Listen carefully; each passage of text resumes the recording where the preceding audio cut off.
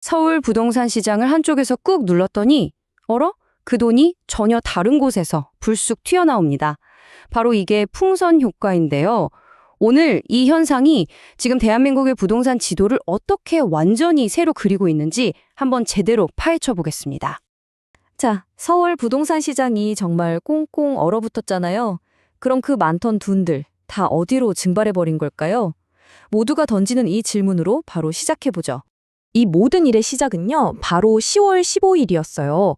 정부가 엄청나게 뜨겁던 서울 주택시장에 정말 갑작스럽고 또 아주 강력하게 브레이크를 확 걸어버린 겁니다. 결과가 어땠을까요? 규제 발표 이후 딱 2달 만에 서울의 아파트 매매 건수가 이전 같은 기간이랑 비교해서 무려 60% 가까이 뚝 떨어졌습니다. 이건 시장의 말 그대로 거래 절벽을 맞은 거죠.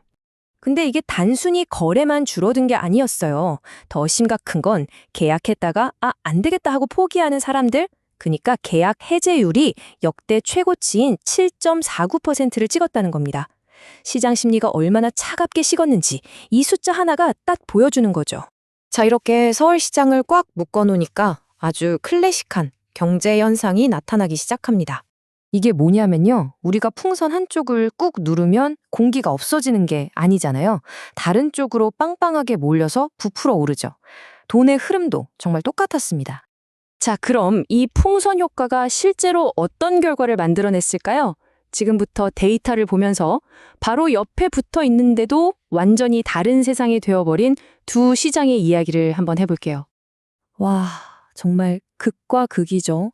서울은 꽁꽁 얼어붙었는데 그 규제선 바로 바깥에 있는 동네들은 말 그대로 불이 붙기 시작한 거예요. 이 숫자를 보시면 더 설명할 필요가 없죠. 서울 거래량은 반토막 이상이 났는데 바로 옆 동네인 구리는 거래량이 무려 166% 넘게, 그러니까 2배 반 이상 폭증한 겁니다. 근데 이게 구리시만의 얘기가 아니었어요. 보시는 것처럼 화성이나 용인 같은 다른 비규제 지역들로도 엄청난 돈이 몰려들면서 시장이 들끓기 시작한 거죠. 이렇게 수요가 몰리니까 가격은 어떻게 됐을까요? 당연히 치솟았죠. 이 비규제 지역들은 경기도 전체 평균 상승률을 훌쩍 뛰어넘는 정말 놀라운 가격 상승을 보여줬습니다. 그 결과는요. 정말 드라마틱했습니다.